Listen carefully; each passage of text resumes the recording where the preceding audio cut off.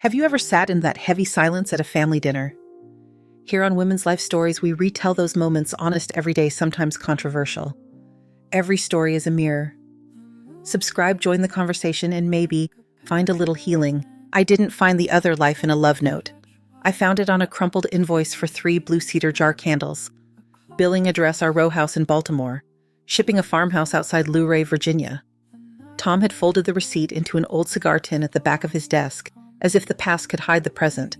I read it twice, memorized the delivery line, and felt a small interior latch click shut. Tom is the kind of man who keeps a reasonable explanation polished and ready.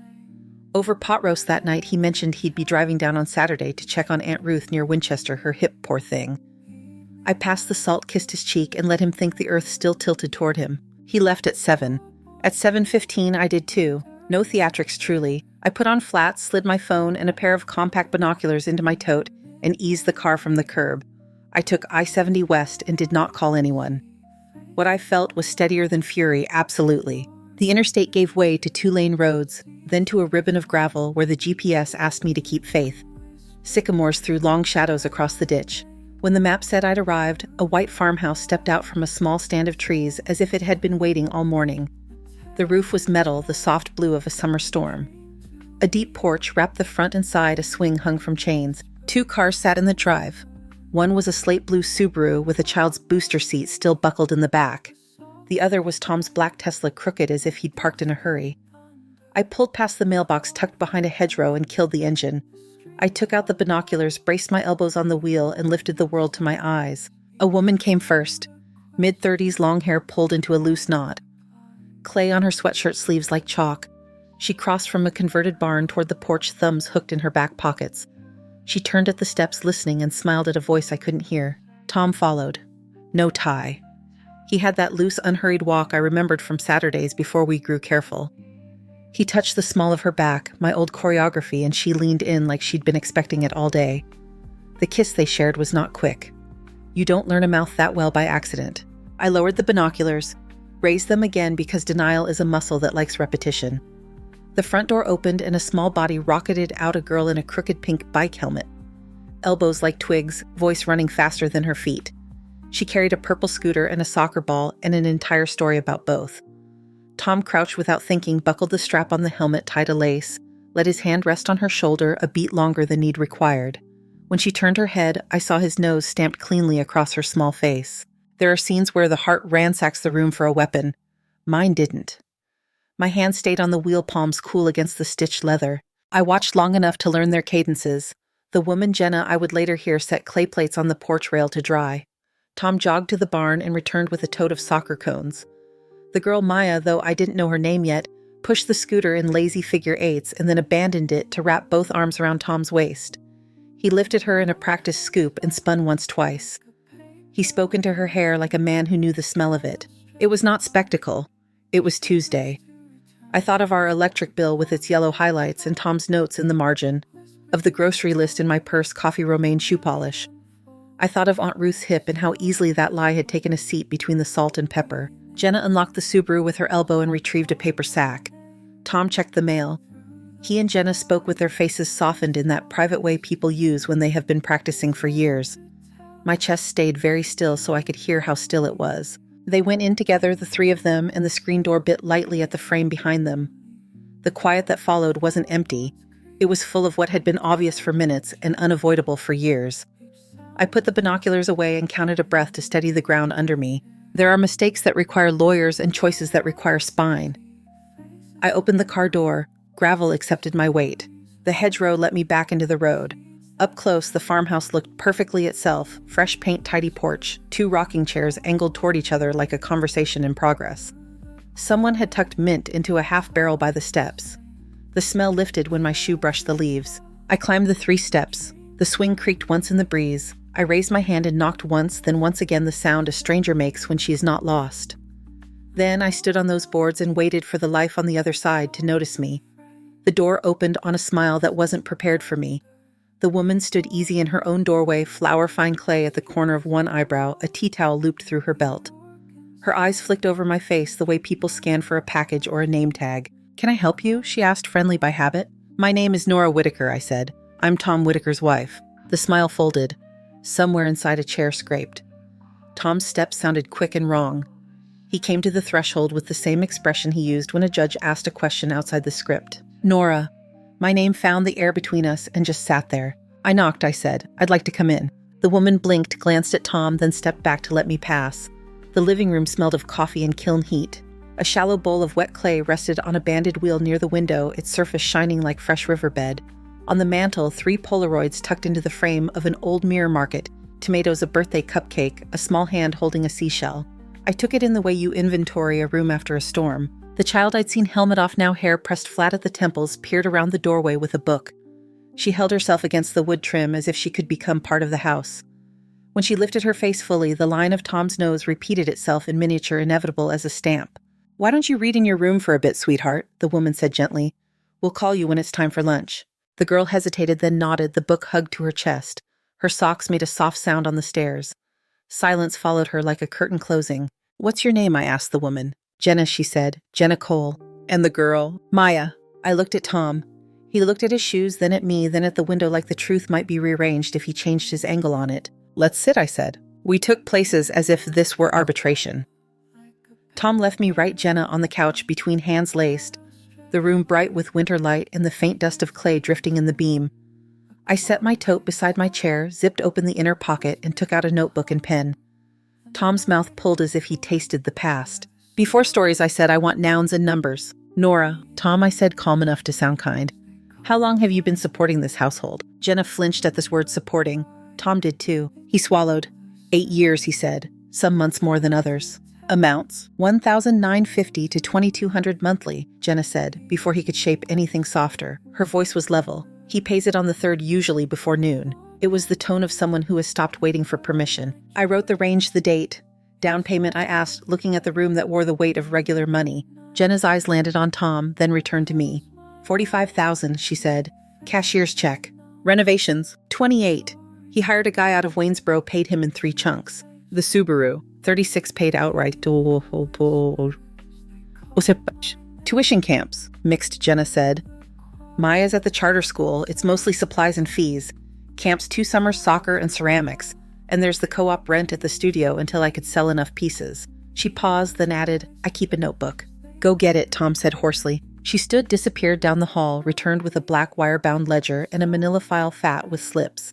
She placed them on the coffee table with the carefulness you give to something you've promised to say out loud. I opened the ledger. Each month lived on a page, left column, for date, middle, for description, right for amount. The handwriting was tidy, unhurried. I read line items, insulation, porch, rail, kiln, repair, then stopped on a series of payments with the same memo line. Heartland Hands, I said. The nonprofit, Tom said too quickly. It's our in-house philanthropy. We fund after-school programs, urban gardens. This address, I said, tapping the check copies, is the garden. Color tried to rise in his cheekbones and failed. We routed certain costs through Heartland, he said. Accounting recommended it. Jenna looked over. He told me it was okay, she said, that the nonprofit had a community outreach line for families in need of stabilizing. I told him it felt wrong to accept, but he insisted. Her eyes returned to me. I didn't know about you. Everyone says that when there's a ledger on the table, I said, softer than the sentence could have been. I took my phone from my tote and photographed the ledger pages, the copies, the receipts. I kept my breath shallow so my hands wouldn't tremble and blur the images. On the mantel mirror, my face looked 10 years older and exactly my own. Tom rubbed the bridge of his nose. Nora, let's go somewhere we can talk privately. This is private, I said. It's private because no one else is supposed to know it exists. He let his hand fall. Jenna slid a single paper free of the stack. There's more, she said, and pushed it toward me. A donor acknowledgement on Heartland letterhead, addressed to Tom, thanking him for his continuing stewardship and mission-critical contributions. The tax ID number glowed at the top like a streetlight after midnight. I knew enough about charities to see the whole board neatly through the middle. How much through Heartland, I asked. Tom's jaw nodded. Some, he said. Enough to keep things easy. I'm not a criminal. I looked at the pages, then at him. I've spent 34 years watching you explain edges to other people, I said. This is the middle. He breathed out a slow deflation. 20, maybe 25 a year, he said. Sometimes more, sometimes less. It paid for what she needed. What they needed, Jenna said under her breath. I looked at her. She held my gaze without apology. There was a steadiness in her I hadn't expected, an absence of flinch. The clay at her brow had dried to dust. The phone in my tote warmed in my hand. I stood, stepped onto the porch, and called Avery Kaplan. She picked up on the second ring. "Tell me you're not calling from a holding cell," she said. "I'm calling from a porch in Shenandoah County," I said. "I have photographs of a ledger receipts and what looks like nonprofit misuse. Monthly support between $1950 and $2,200. A down payment of $45, renovations $28, a vehicle for $36. I will send images in 10 minutes. There was a crisp pause while she took the shape of it. "Got it," she said. "Text me as you go." And Nora, "Yes. Breathe. Numbers are easier when you breathe." I ended the call and stood with my palm against the porch post until the rings in the old wood found my skin and held. The mint in the barrel stirred and sent up a clean green scent. I went back inside. Tom was at the window, arms crossed, posture defensive and familiar. Jenna sat forward, elbows on knees, ledger still open. None of us belonged to the person we'd been an hour earlier. "Here's what we're going to do," I said. "No adjectives, no bargaining. We list, then we print, then I leave." Tom nodded once. When cornered, he could follow rules. He gathered the copies, the donor letters, the check images, and arranged them in rough chronological order. I wrote headings in my notebook. Jenna filled in numbers where Tom hesitated. The room took on the sound of work. The small scratch of pen, the quick slide of paper, the occasional click of a phone camera. Under it all was the thread of Maya's voice, faint upstairs, reading to whatever rabbit or bear waited on her quilt. When we reached the end of the ledger, Jenna set her hands flat on the file, as if closing a door. Tom's eyes were wet, but not undone. Mine were dry because the body eventually recalls its use. "Do you need anything else?" Jenna asked. And for the first time, the question didn't feel like hospitality. It felt like a line she was drawing for herself. "For now," I said, "this is enough." Her phone buzzed on the coffee table. She glanced at it and went very still, as if something in the room had dropped and we hadn't heard it hit. She didn't touch the screen, only looked. "What is it?" Tom asked. Jenna turned the phone so we both could see the lock screen. A new email preview sat clean and sentence-cased above the clock. "From Atlantic Fiduciary Services, subject funds received $95,000. Jenna didn't touch the email. She just let us read the subject line as if the phone had said it out loud. Tom's eyes cut to me, then to the ledger, then back to the screen, like he could gather the facts and shove them into a smaller shape. "Who is Atlantic Fiduciary Services?" I asked. Jenna's voice was even. "It's on a few of the acknowledgement emails he forwarded when he set up automatic payments for things." She looked at Tom. "You told me it was a trust administrator. You didn't say where." Tom's mouth made a careful half-truth. "It's a service company. They handle funds so nothing gets stuck in transit. Perfectly ordinary." "Ordinary," I repeated. "Ordinary for whom?" No one answered. I took a photo of the lock screen, then another of the sender line and timestamp. Jenna set the phone face down and exhaled through her nose like a runner at the turn. I closed the ledger and slid it toward her. "I'm done in your house," I said, "for now." I stood. Tom didn't block the door. He watched me cross the room as if he was memorizing a route he would never take again. On the porch, the mint lifted cleanly and the swing creaked once as the breeze changed direction. Gravel kept its small, bright sounds under my shoes. I sent Avery the photos from the driver's seat, then the ledger pages in batches of 5. She answered between chimes. "Good. Save originals. Don't challenge the email contents. Assume Atlantic Fiduciary is a trust shop in a friendly jurisdiction. I'll start with OFAC lists and state charity filings for Heartland hands. Get clear of the property and don't speak to Tom." I drove until the hedgerow and the mailbox and the blue roof were behind me, and the road widened into 2 lanes with a shoulder. A coffee shop off the highway had a chalkboard promising biscuits as big as your palm. My hands didn't want biscuits. They wanted a table, a wall at my back, a surface for aligning paper. I ordered tea and found a corner. I wrote down the numbers again in my own hand. 195 to 200 monthly, 45 down, 28 Reno, 36 Subaru, Heartland throughput. 20 to 25 per year, and drew lines between them the way I'd once taught high school freshmen to diagram sentences. Subject, verb, object, cause, effect.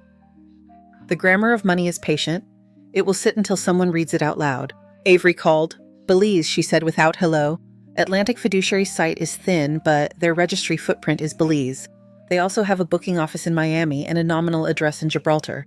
I've seen them paper trusts for domestic clients who want to park cash where subpoenas go to die." "Can you get anything frozen?" I asked. "Not yet.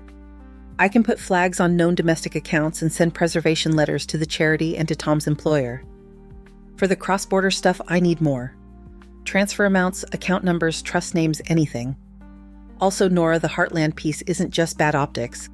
If he routed private household expenses through a 501c3, that's charitable assets diverted to private benefit. State AGs get out of bed for that." I looked at the tea I wasn't drinking. Jenna will talk, I said. She brought the ledger. She thinks she's been told a story. She's not wrong. Can you meet her somewhere that's not the farmhouse? Avery asked. I can. Do it fast. Document, duplicate, deliver. I'll draft the first wave tonight. We hung up. I texted Jenna a simple line, can we meet off-site, and added the name of a cafe in Charlottesville. Her yes landed before the bubbles finished pulsing. Tom called 5 minutes later. I let the phone ring out and then turned it face down until the vibration stopped climbing up my arm. When the window showed my own reflection, I straightened my collar like I was meeting a person I wanted to look in the eye. Charlottesville slid up out of the hills with its tidy brick and its corners of shade. The cafe Jenna picked sat 2 blocks from the courthouse, a long room with plank floors and a counter shaped like a horseshoe. She arrived with a manila envelope hugged to her ribs and a look that meant she had crossed something off a private list just to get here. Thank you, she said, not for the coffee. We took a table near the back where the light was clean and indifferent. She set the envelope down and lifted the flap as if there might be a small animal inside. I went through Tom's desk after you left, she said. I don't know if I'm allowed to say that, but I did. This is what I found in the top drawer in the locked file. I had to pry the lock with a palette knife. She slid items across the wood one at a time, a durable power of attorney naming her agent for health and finances. A copy of a will with my name removed and hers inserted by sections. Beneficiary designations for 2 life insurance policies totaling $1.5 million. Emails printed like small declarations. Account summaries the color of seawater. Wyoming, she said, tapping a single sheet. He formed an LLC there last year. It owns nothing but a checking account that pays the Belize thing. The return address is a mailbox in Cheyenne. He told me it was cleaner that way. Clean was his word. A word is just a jar until something fills it. I kept my face arranged around the facts. He left you the house in Baltimore, I said, pointing to the will's second page. He also left you his interest in an ESOP at the company subject to plan rules. He left me nothing. Jenna flinched at that last line but didn't apologize. I didn't know what any of this said, she said. He brought it for me to sign as witness and told me it was to make things simpler later. He said it would keep the hospital from making decisions I wouldn't agree with. He said he didn't want you to have to manage him. He made it sound like kindness. Hospital, I said. The word had too much white space behind it. Why would the hospital need this? Jenna pushed a thinner folder toward me. The first page was a letterhead with a snake wound around a staff. The second was a pathology report. 7 months ago. Pancreas. Metastatic disease suspected. He told me 2 months after the biopsy, she said, and the way she swallowed told me that timeline had insulted her twice. Stage 4 now, according to the last note in there, but he insists it's manageable. He gets very cheerful when you say the word trial. I straightened the stack until the corners matched. The cafe hum put a soundproof curtain around the table, and we sat behind it 2 women in a small square of air where the temperature had dropped a few degrees. Jenna, I said, I'm not going to insult either of us by pretending this is simple. But some things are definite. 2 policies totaling $1.5 million, with you and Maya as beneficiaries. A will that disinherits me. A POA naming you. A Wyoming LLC feeding a Belize trust via a firm called Atlantic Fiduciary. Heartland hands as a pipe for costs that are not charitable. And a medical diagnosis that will make timing part of every decision. She nodded once. I did not sign up to be a thief, she said very quietly. I did not sign up to be the person who takes what is not hers because a man made it look like a parting gift. You signed up to be told a partial story, I said, which is different and still not exculpatory. I know, she said. I'm here because I know. We ordered coffee because our hands needed a task, and because the body likes a ceremony when the world has tilted in public. When the mugs arrived, we blew on them and didn't drink. I need to use this, I said, tapping the pile. All of it. Avery will draft motions. We will notify the state about Heartland. We will send preservation letters to the insurer. If there's fraud or misrepresentation in the applications, the policies don't pay. If charitable assets were diverted, there are enforcement tools. If funds moved across borders to avoid lawful claims, there are remedies. None of this feels like consolation, but it is a path. I'll give you everything I have, Jenna said. I won't keep copies he doesn't already know I've seen. Keep copies, I said, not to hide. To remember. There will be people who ask you to forget the order of events. She slid the envelope toward me. There's one more thing, she said. A bank statement. I don't know if it matters this second. It mattered. The logo belonged to a bank on the Isle of Man. A place Tom had mentioned once in a crossword context, as if he was rehearsing how it would sound in his mouth. The balance was not large by hedge fund standards and ruinous by ours. How long has this been going on? I asked, not to Jenna, who could only guess, but to the numbers themselves. Numbers don't answer. They just point. I took photos of each page, then called Avery on speaker with Jenna's permission. Avery listened, asked Jenna for spelling on names, addresses, policy numbers, and ended with a list of quick instructions. Email me PDFs and the photos. Begin a contemporaneous log. What, where, when. When, who handed what, to whom. Nora. Forward the bank statement images and the trust reference. I'll coordinate with our investigator and a forensic accountant. I'm filing the charity complaint within the hour. We ended the call. The cafe door opened and closed, bringing a slip of cold air to our table. Jenna wrapped her hands around her mug the way a person warms her fingers at a campfire. Is there anything left to say between us? She asked. That isn't about him. Yes, I said. Maya. Jenna's mouth steadied. She loves soccer. She thinks purple is a personality. She asks why Cape Cod is called a cape if it's not a hat. Yesterday she told me mint leaves smell like clean weather. I let myself smile. She's a person. She is, Jenna said, more than any of this. We paid and walked out under the clean clinical sky you get in the middle of winter when clouds are too thin to pretend. On the sidewalk, we shook hands like businesswomen. It was not friendship and it was not enmity. It was an agreement to prefer the truth over the version that had kept us both comfortable. Back in the car, I sent Avery the scans and then sat with my forehead against the steering wheel while the heater clicked itself awake. The dashboard clock ticked into a later minute. People came and went with late lunches and stapled documents and nothing on fire. Avery's next call came with a different cadence, the voice she uses when the seams start to appear. I've got something, she said. Tom's employer filed an ESOP plan document with the Department of Labor last year. There's a side vehicle, a booster fund for senior counsel and executives. It's supposed to be capped and governed by the plan committee, but I'm seeing transfers from a shell in Cheyenne that match internal notes on buyback smoothing. If Tom's been routing value out and back and under that label, it's not just charity misuse, it's plan manipulation. Numbers, I asked. Preliminary, but roughly $2.1 million over 4 years. I'll know more when we get subpoenas out. For now, I'm drafting letters to the company's general counsel and the plan trustee, and I'm alerting the AG's charity division. Keep your phone on. If you're willing, I want you to sign affidavits tonight. I'm willing, I said. We hung up. Outside, the light had settled into that late afternoon clarity that reveals how honest a surface is. I watched a woman lock her bike, pull a notebook from her backpack, and sit by the window to write. I thought about handwriting and ledgers and the way a line on a page can widen into a life. Then I started the car and headed north, the road running straight between the fields, as if it had always been planning for exactly this drive. By the time I reached Baltimore, the day had stiffened into that thin winter dark that makes everything look like a decision. Avery had already filed the charity complaint and the first notices to Tom's employer. At 9 the next morning, a pair of plainclothes officers walked him out of the office tower on Pratt Street. He didn't fight the cuffs. He lifted his chin the way he does when he has rehearsed a statement, and then there were no cameras left to rehearse for. That afternoon, the Bar Association suspended his license on an emergency basis. HR moved him to unpaid leave while the company announced an internal review of certain plan operations. I watched the 3-paragraph statement on my laptop with the sound off. Words like governance and integrity looked obedient in black serif type, as if they had no other job. Avery brought me to the arraignment because she said silence is easier if you hear it once out loud. Tom stood beside a lawyer I didn't know and told the court his body was a reason to wait. The prosecutor said the numbers were a reason not to. The judge compromised in the way judges do when everyone pretends that's a third option release with an ankle monitor, surrender of passports, no contact with me, with Jenna, or with anyone affiliated with Heartland Hands. A preliminary hearing in 3 weeks.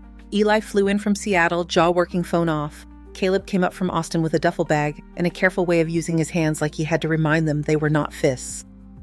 We ate takeout around my kitchen island the way we hadn't done since high school, each of us standing because chairs felt like permission.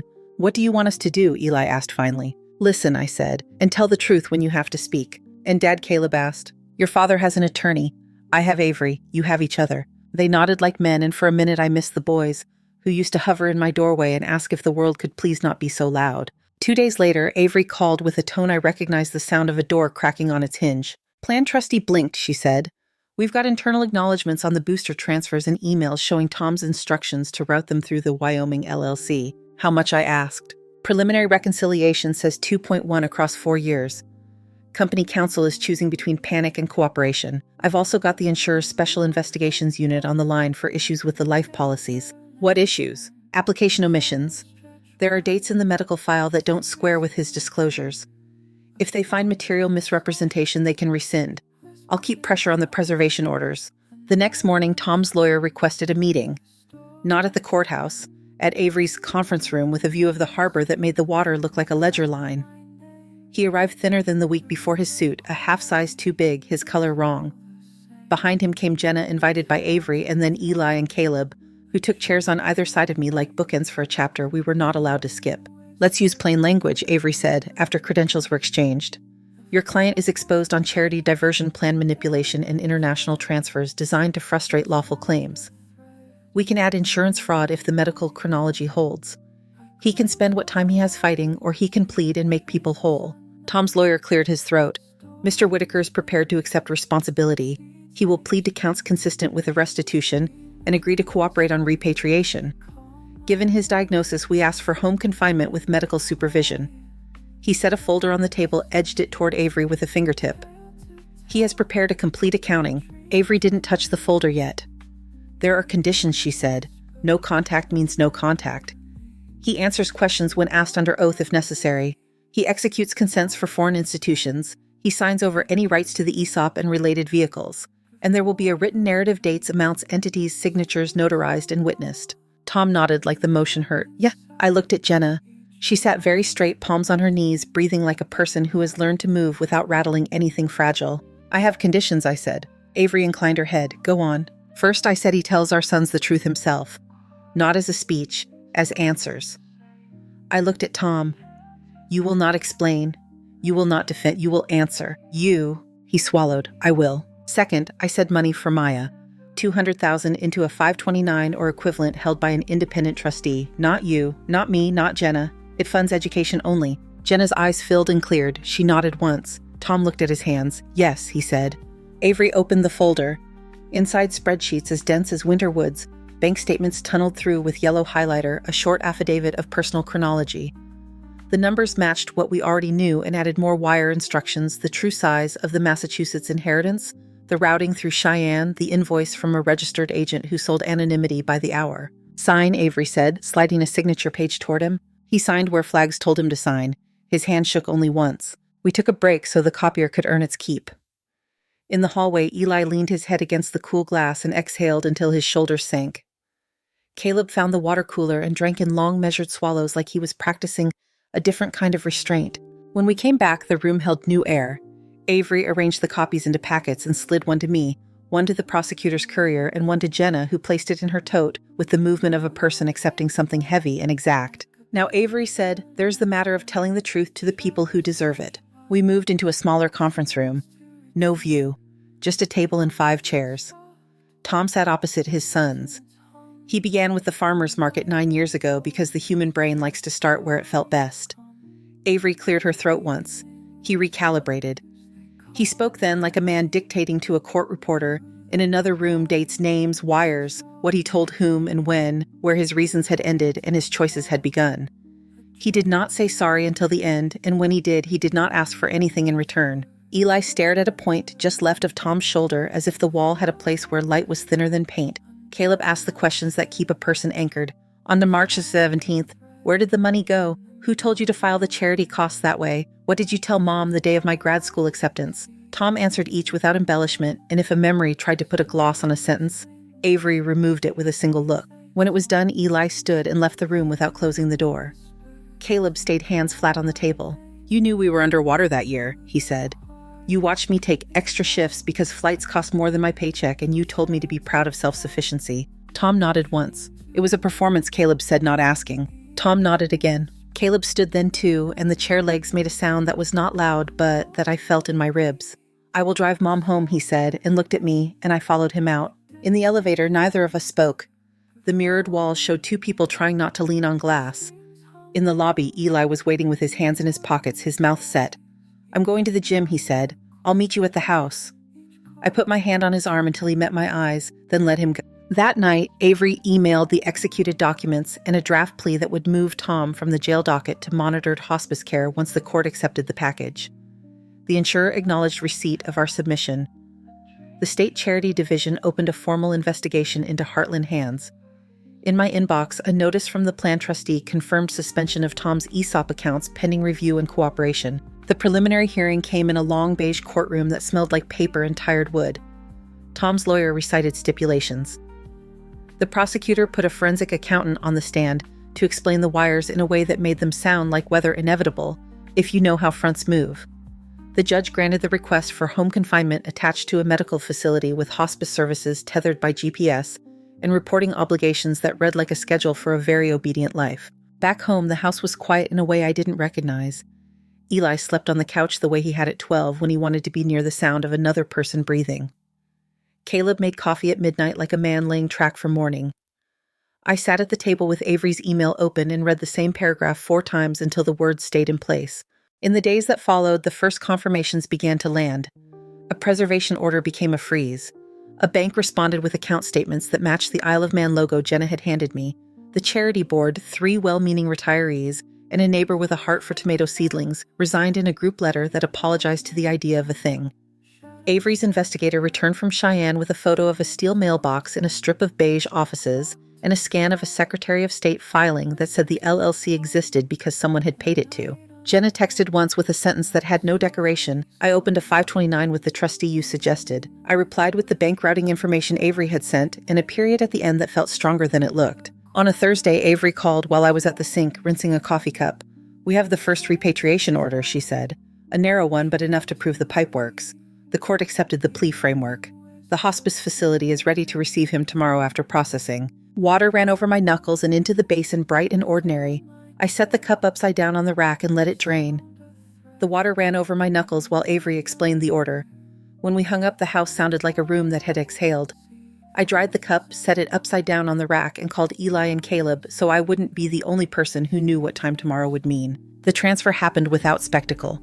A marshal signed paper with the clerk at the medical facility, a nurse clipped a monitor around Tom's ankle, and the administrator explained the reporting schedule in a voice that had said the same sentences to other families for other reasons. I didn't go. Eli did for 10 minutes to satisfy an obligation he wouldn't name. He came back with the particular quiet people bring from hospital halls. The letters followed like weather fronts. The insurer's Special Investigations Unit rescinded both life policies for misrepresentation. The language was precise and almost kind, as if kindness could be a function of formatting. The Charity Division entered a consent judgment against Heartland Hands Restitution Dissolution, a short paragraph about private inurement. 3 board members resigned in a single page that apologized to the idea of what they had meant to do. The company froze Tom's ESOP and filed corrective disclosures with the Department of Labor. In Cheyenne, the mailbox company accepted service for the Wyoming LLC. In Belize, our first repatriation order met the bank's preference for delay and still moved the wire by late afternoon. I signed things, affidavits, acknowledgments, a divorce decree that divided what could be divided and left the rest to math. The house went on the market. I sorted drawers by letting objects tell me where they belonged, keep, give, gone, and stopped when the pile foregone finally outweighed the others.